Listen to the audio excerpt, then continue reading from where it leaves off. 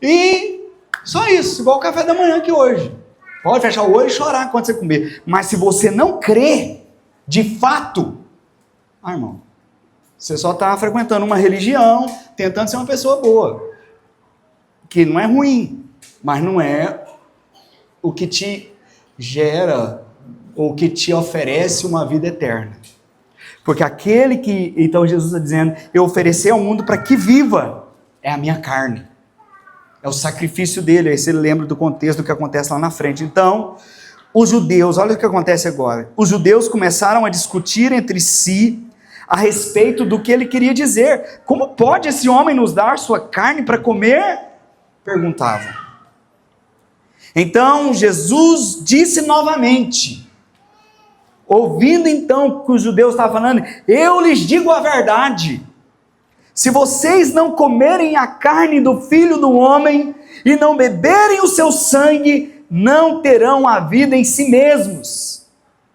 Novamente, aqui eu falo para você da carne e do sangue, do pão e do vinho. Você tem que lembrar da ceia, porque é isso que Jesus está falando para eles. Jesus está falando para eles o que estava por acontecer. Comer da minha carne, beber do meu sangue. É esse, quem come da minha carne e bebe do meu sangue, esse que tem a vida eterna. Então, mas, olha o que Jesus está dizendo, quem come minha carne e bebe meu sangue, terá a vida eterna e eu o ressuscitarei no último dia. Entende isso aqui, irmãos? Você leu isso essa semana, ontem? Pois minha carne é verdadeira comida e meu sangue é verdadeira bebida. Quem come minha carne e bebe meu sangue permanece em mim e eu nele. Eu vivo... Não, deixa eu só parar aqui um pouquinho. Nossa, esse trem aqui tá uma benção, hein? Vou mudar o jeito de eu movimentar. Olha o que Jesus está dizendo, irmãos. Olha que nós precisamos meditar nisso, irmãos. Porque o que ele está dizendo é que nele nós encontramos a satisfação. Ele chega a dizer que quem come da minha carne pois minha carne é verdadeira comida. O que é verdade? O que é comida, irmãos? O que a comida traz para nós? Satisfação. Quando você termina de comer, não é bom você termina aquele almoço, vai almoçar em meio-dia, 1h da tarde, você termina de almoçar, dá aquela, né, você fica, chega pesa, né, dá um sono, alguns quem tem mais tempo dá sono, quem não tem tempo já come e sai correndo. Satisfação. Quando você termina de comer, te dá uma sensação de satisfeito. E Jesus está dizendo que a minha comida, minha carne é verdadeira comida. A verdadeira satisfação, porque daqui a pouco nós vamos querer de novo a janta, né? Mas Jesus está dizendo, a minha carne é verdadeira comida. Quando você crê, você vive uma vida e não um momento satisfeito. Amém, irmãos? Você não fica refém da satisfação em coisas, porque você é satisfeito nele. E aqui eu não estou dizendo agora uma satisfação que você sente quando come, porque Jesus está usando uma ilustração. É a satisfação de vida, porque você, às vezes, você está buscando dinheiro, você está buscando trabalho, profissão, querer casar, querer ter filhos, sexo, droga, rock and roll. Às vezes você quer buscar nessas coisas a satisfação, achando que tendo, você vai viver uma vida satisfeita. Não, a verdadeira comida, a verdadeira satisfação está em Cristo. E quem encontrou Cristo de fato, vive uma vida satisfeita. E eu falo numa geração carente, uma geração ansiosa, uma geração que tem muitas fragilidades emocionais, achando que em coisas, em algo ou alguém, encontrará satisfação. Não vai não. Não vai não. Não vai. Pode até que em um momento, por exemplo, uma boa viagem, o tanto que é bom uma viagem, para um lugar que você gosta, é muito bom. Mas daqui a pouco você fica ali, se o dinheiro acaba, você quer voltar para casa. Aí você volta e quer trabalhar mais para poder ir em outra viagem.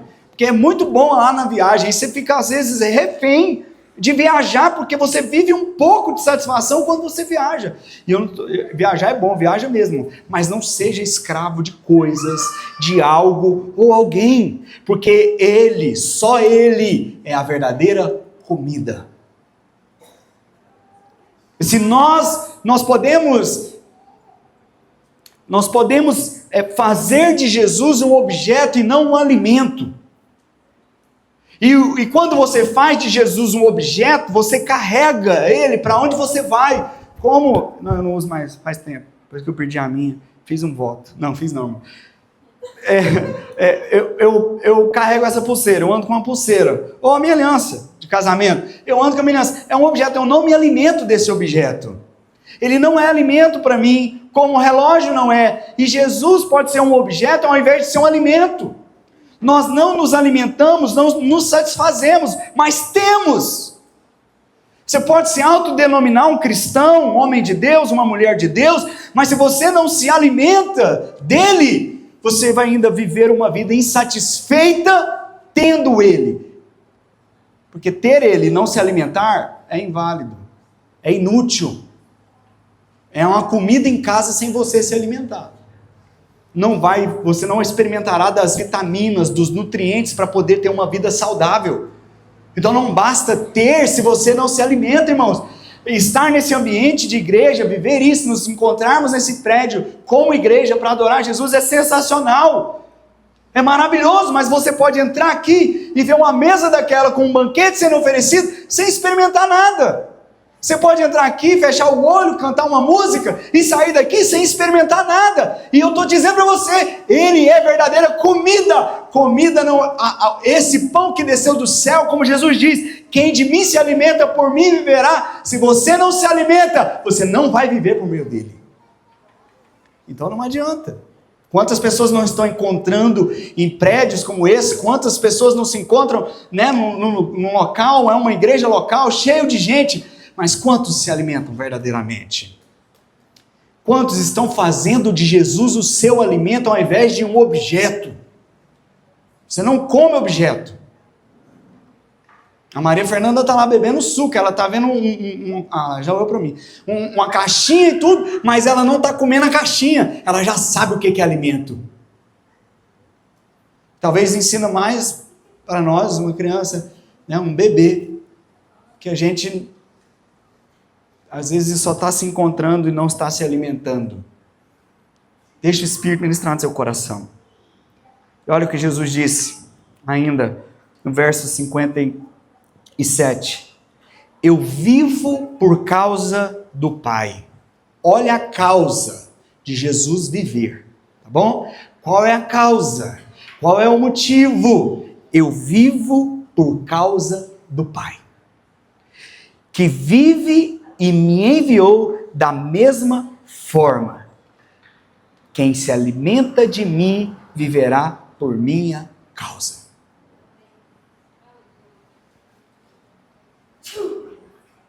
Não vou perguntar para levantar a mão, não. Será que nós estamos nos alimentando de Jesus? Porque quem se alimenta de Jesus vive por causa dele.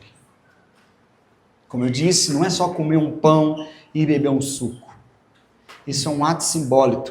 Por isso que Jesus diz, façam isso em minha memória. Repartir, comer e beber. Há uma causa. Há uma causa. E essa causa deveria ser Jesus. Tudo, vou repetir porque é uma palavra pesada. Tudo na minha vida e na sua vida deve ser para a glória de Deus. Tudo o que você vê no celular, o que passa na sua cabeça, na sua mente, o que você conversa quando você não está perto de crente, tudo é tudo. Como você trata o seu esposo, como você trata o seu marido, como você trata os seus filhos, como você trata os seus pais, o seu patrão quando ele não está te vendo. tudo na sua vida deve ser para a glória de Jesus, porque isso revela de quem você se alimenta. O problema é que nós estamos deixando de lado o pão vivo para se alimentar do pão morto. Vamos fazer um paralelo aqui. Estamos comendo uma comida que nos intoxica, que faz mal, que prejudica a forma de vivermos. Irmãos, deixa o Espírito ministrar no seu coração. Porque ontem eu falei aqui no nosso bate-papo de casais, foi muito bom, irmãos. Quase que nós ficamos já para o café da manhã aqui. Foi muito bom, com certeza iríamos fazer mais vezes, não somente dentro de um tempo de jejum, mas a ideia do bate-papo eu compartilhei aqui, que era sermos práticos, tratar das questões, sabe, que nós vivemos no nosso dia a dia, dentro da nossa casa, que nós temos conflitos, existem diferenças, problemas acontecem demais no casamento, mas a gente ama um ao outro, a gente quer estar junto, e tem hora parece que não ama, então é uma luta, e o diabo entra também, então a gente precisa estar junto ali para ajudar um irmão, para poder compartilhar um testemunho, para poder pedir ajuda, para os irmãos perceberem que todos nós somos iguais, nós vivemos problemas semelhantes, um é homem, o outro é mulher, então tem os seus jeitos bem parecidos, de gênero. Existem outras questões por causa de criação, influência, uma série de coisas, mas o gênero por si só, ele revela coisas que é do gênero, que é do homem e que é da mulher, porque precisamos ser práticos. E com Jesus também, irmãos, nós precisamos ser práticos na nossa vida de fé e de não fazer da ceia, ou de um momento, ou de um nome, fazer de uma vida um nome, só um título. Eu sou cristão, eu sou crente, eu sou evangélico, eu sou do gospel, sei lá o quê, eu sou da igreja. Amém, irmãos, tudo bem, mas se é só um nome e não uma vida, é inútil para Deus, porque o diabo crê e treme, e tem crente que diz que crê e nem treme. Então o diabo tem mais temor do que crente? Tiago escreve isso.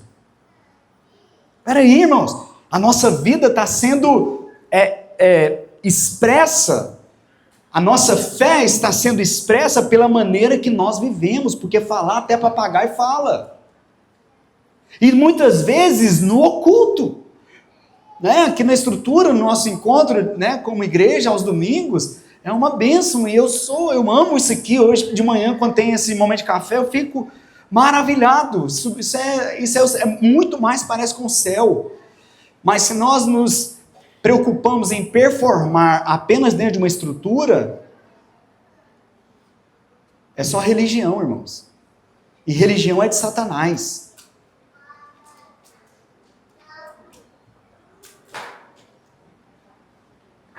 Porque oculta, porque engana, porque só veste, porque só tem aparência, e não natureza. Mas se nós alimentamos de Jesus, nós vivemos por essa causa, por causa dele. Tudo na minha vida é por causa dele. Eu sei que às vezes para solteiro não dá uma impressão de liberdade maior. Realmente tem uma liberdade maior. Solteiro tem. Os maridos ficam calados, não falam. Vem gente falando assim, que saudade. Só que casado é melhor, moça. Solteiro tem uma liberdade maior. Então ele acha que vai dar tempo para tudo, que ele pode, ficar um dia num lugar, outro dia em outro. Mas preste atenção, solteiro. Falar nisso hoje à noite, Nosso bate-papo hoje à noite é para solteiro, independente da idade. De mamana caducando, como meu pai falava. Porque tem caducando que está solteiro ainda. Mas vamos conversar. Vamos conversar para a gente poder... eu fico pensando, né? Eu sei de alguns nomes solteiros, eu fico lá, Senhor, envia, né, uma bênção para casar. Espero que seja eu. Tem a turma dos desesperados, tem a turma dos tranquilos demais, entendeu? Eu fico, tá vendo? E começa a manifestar, né? Então, né, hoje à noite a gente vai ter uma conversa com os solteiros e eu quero ajudar os irmãos em estratégia para ir para cima, irmãos, para poder casar, né? Tinder Gospel. A gente vai fazer oração, nós já estamos jejuando, orando agora, né, empenhado para esses irmãos solteiros desencalhar também, em nome de Jesus, amém. Mas o solteiro pode achar que ele vai ter tempo e ele não se compromete, ele não se envolve. E eu digo para você, é a melhor fase para você se envolver, para você ser mais intenso. Eu falava essa semana, né, lá na célula dos meninos da Link, que a maioria dos problemas de casamento que nós aconselhamos é porque viveram uma vida errada quando estava solteiro. Então, e leva para dentro do casamento, porque não foi tratado antes de casar. A raiz, né, irmãos? Eu estou falando de coisas mais profundas. A maioria dos problemas no casamento é que não teve uma vida tratada antes de casar, né, da parte de Deus, e isso vai acarretar em graves problemas dentro do casamento. Então, aproveite a vida que você tem de solteiro para ser tratado. A maior característica de um casamento é servir e não ser servido. Porque se eu, hoje aqui, por exemplo, tenho aqui o Wilson e a Anne, que nós casamos aqui, que estão aqui. O Wilson e a Anne, eles ouviram isso aqui na Hebron, antes deles casarem, que casar é servir o outro. Então, o Wilson casou com a certeza que ele ia servir. Falar nisso, que dia que vocês fazem aniversário de casamento? Hã? 17 de março? É porque recentemente meu Google postou as fotos, lembrando, aí era foto do seu casamento. 17 de março. Então, nossa, lembrou, hein? A Anne tinha... 7 anos, né? 7 anos já. Então eles casaram já sabendo que era servir. Então a Anne vai servir o Wilson e o Wilson vai servir a Anne. É a missão deles. Olha que coisa aí, o solteiro já deu a chave para sua vida em um casamento seu, já ser uma bênção. Esquece você. Como assim? Eu tenho que lembrar de mim. Quem vai lembrar é o seu cônjuge. Ele vai cuidar de você. Quando eu entrei na corte com a Andréia num domingo, na segunda eu já estava lá num oftalmologista fazendo exame de vista, porque ela tinha dor de cabeça e ela já tinha falado para mim que ela tinha dificuldade de enxergar. Eu vou cuidar do que é meu. Eu já estava plantando. 604 dias depois nós casamos. E 11 horas, tá bom? Eu marquei tudo, irmão. Porque nós entramos na corte no domingo, era 11 horas da manhã, o pastor estava orando conosco. Então, assim, eu marquei tudo. Mas eu vou cuidar, eu entendi, eu vou viver para ela. A maioria dos problemas do casamento é porque você está pensando em você, na sua razão, no que você acha, isso, aquilo, outro. Então, presta atenção, casamento, ele revela Cristo. E Cristo viveu em favor do outro. A satisfação de Cristo está na doação, na entrega. A maior característica de um cristão é que ele serve principalmente quem não merece. Por isso que eu sempre falo essa frase para o casamento: me ame quando eu menos merecer, porque é quando eu mais preciso. Minha esposa precisa lembrar dessa frase na hora que eu estou emburrado. O homem fica emburrado, o homem vai para um canto. Tá tudo bem, amor? Tá assim. Tá nada.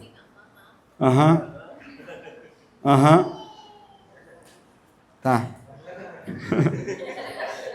Tô falando, tem coisa que é de gênero. Então, preste atenção, aproveite o seu tempo que você tem enquanto você está aqui, porque você não vai ter outra vida para viver. Deus só nos deu uma. A não ser que você acredite em reencarnação. Você vai acreditar, então você não vai viver, mas você não vai reencarnar, eu já te digo logo. Mas se você quiser, você não acredita, eu acredito que você não acredita. Mas tem gente que acredita. Eu orei com uma pessoa lá no Parque Vaca Brava, em Goiânia, que ele jurava para mim que ele ia morrer e voltar numa rocha. Voltar numa pedra. Entendeu? Ele tinha certeza que ele morreria e se tornaria uma matéria. Mano, irmãos, o cara... Eu tô achando que eu tô conversando com o cara. Tô evangelizando ele já que mano, para com isso não. Irmãos, ele tinha convicção, ele é um nerd ao extremo, inteligentíssimo cara. Para conversar com ele, você tinha que ter respaldo pro diálogo, porque o cara é inteligente. Não, eu já frequentei a igreja evangélica há mais de um ano e fiquei observando. O cara, e aí, cara, mas você vai morrer numa pedra? Eu falei, me deixa eu orar com você, deixa eu orar com ele. Né, então, lá no Vaca Brava. Eu digo para você, não perca a única oportunidade que foi te dada, que é essa vida. Se alimente e vive por uma causa. A minha causa de viver não é por causa do pastor, não é por causa de um irmão, não é por causa do meu cônjuge. A minha causa de viver, eu vivo por causa de Cristo, porque é dele que eu me alimento. Ele é a verdadeira comida, é nele que eu tenho a vida eterna, as outras coisas são tudo secundárias, são tudo, sabe, pode fazer parte, tem o seu lugar de importância, sim, eu não estou dizendo isso, mas eu estou dizendo para você o seguinte, viva por causa de Cristo. Como? Se alimente dele, não mude a sua dieta, não mude a sua comida, são vários pratos que o inimigo oferece para nós, porque ele sabe o que é verdadeira comida para nós. Não pode ser somente numa ceia, irmãos, ele é o alimento diário, nós devemos nos alimentar dessa porção constantemente, porque é somente ele que pode nos satisfazer. Se alimente dele, viva por causa dele, e você viverá uma vida satisfeita. Não é sem crises, não é uma vida sem problemas, mas é uma vida onde você encontra satisfação para viver, mesmo em meio aos problemas. Alguém está me entendendo aqui, irmãos? Ele não pode ser um objeto, a não ser que você faça dele isso. Mas ele não é, ele é um alimento.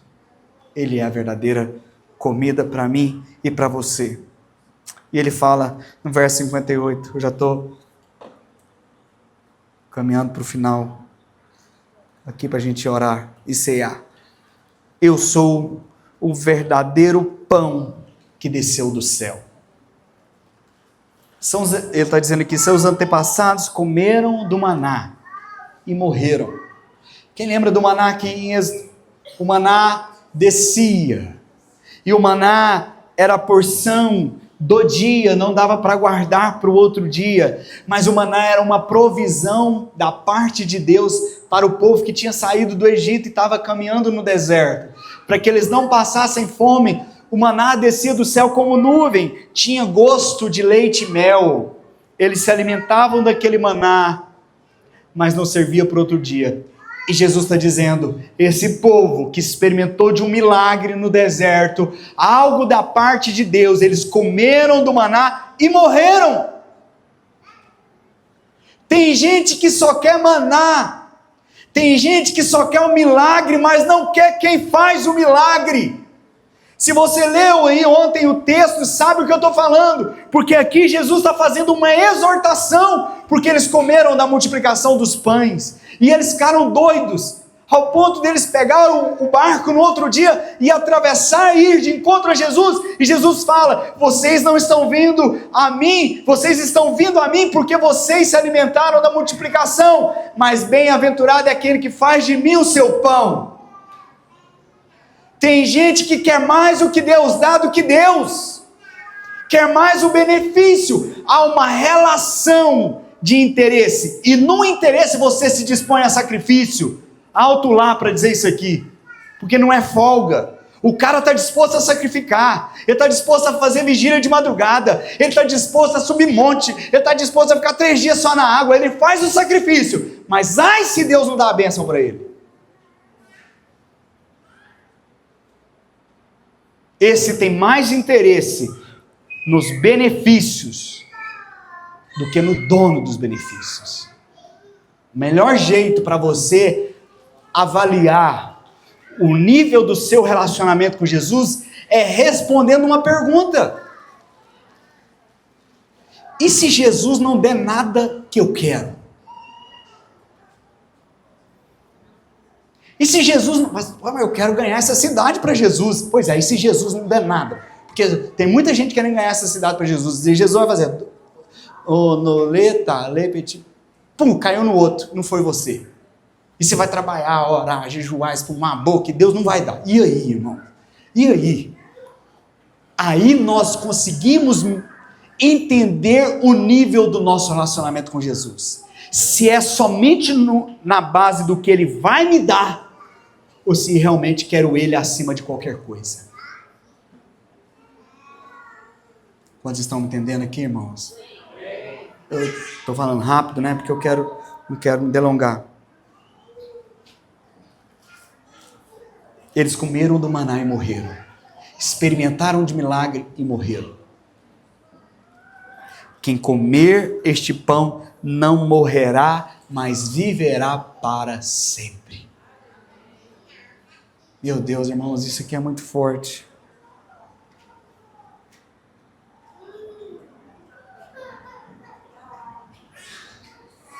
Então, a vida eterna, irmãos, ela não é definida por obras, mas sim pelo que nós estamos alimentando. Se nós estamos alimentando Jesus. Você está alimentando Jesus?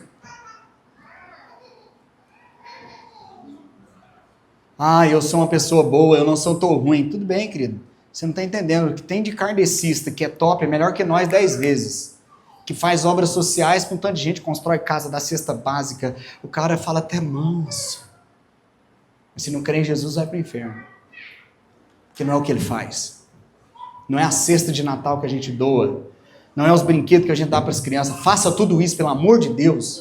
Faça obras, doe, ajude. Ajude uns aos outros, ajude os necessitados. Mas não pensa que isso vai te dar vida eterna. Porque a vida eterna está em Cristo Jesus. Em crer nele. Aquele que de mim se alimenta, por mim viverá. E como ele diz aqui, quem comer este pão não morrerá, mas viverá para sempre. Amém? De maneira bem simbólica, todos os domingos, todo primeiro domingo do mês nós temos a nossa ceia. E é um momento em que nós pegamos o pão, pegamos o cálice, que representa o corpo e o sangue de Jesus. E nós ceiamos, nós nos alimentamos. E quando você fizer isso, só não faça apenas, tá? Apenas significa que não é só. Apenas pensando no perdão de todos os seus pecados. Pense além. Eu estou me alimentando de Jesus. Isso aqui é só a expressão visível do que é a minha vida. Eu me alimento dele não é no domingo de ceia. Eu me alimento dele todo o tempo. Quem de mim se alimenta, por mim viverá. É a revista atualizada e corrigida do texto que nós lemos. Então, olhe para esse pão, olhe para o cálice. Fazer isso em minha memória. E lembra dele. Não lembra de você não, é por isso que tem gente que não ceia. Porque ele faz introspecção e vê e fala, eu não mereço. Irmão, ninguém merece, amado. É justamente por isso. Mas também ninguém é bom o suficiente ao ponto de merecer. A gente só faz isso por causa dele. Não tem a ver conosco. Quando você pegar, lembra de repartir, que foi o primeiro ato que Jesus falou para lembrar. Porque a maior característica de Jesus é o quê? É o outro. Qual que é a primeira coisa que é importante a gente fazer quando pegar o pão? É repartir. É você. Irmãos, eu estou encerrando. Mas você já parou para pensar que você só existe por causa de alguém? Vamos lá, irmãos. Vamos lá, pensa comigo, nós estamos encerrando. Você só existe por causa de alguém. Hã?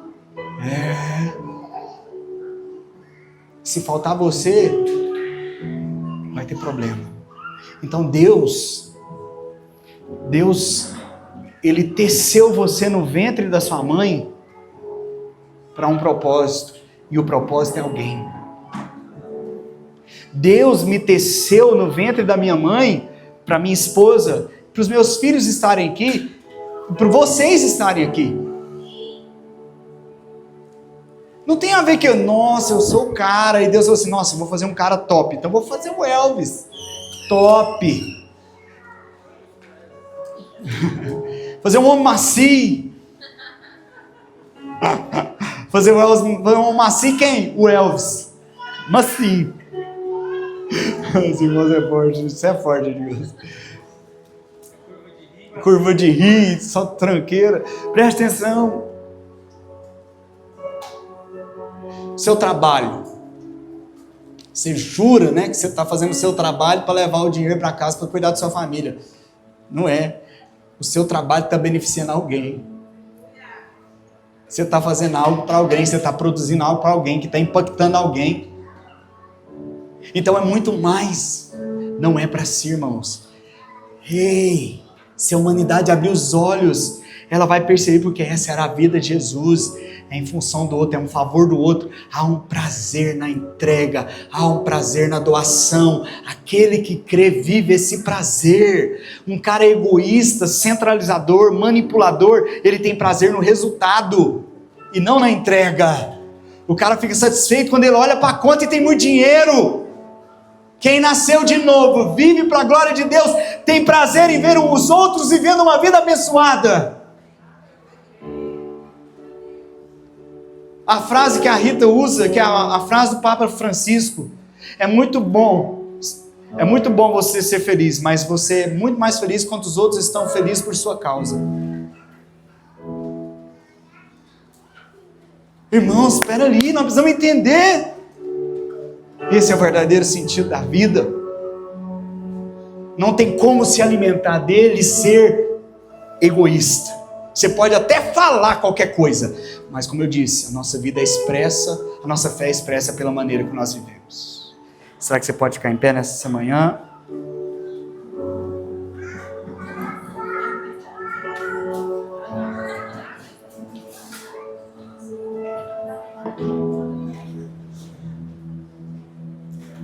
Pode distribuir a ceia. Não coma ainda, apenas pega o seu pão, o seu cálice.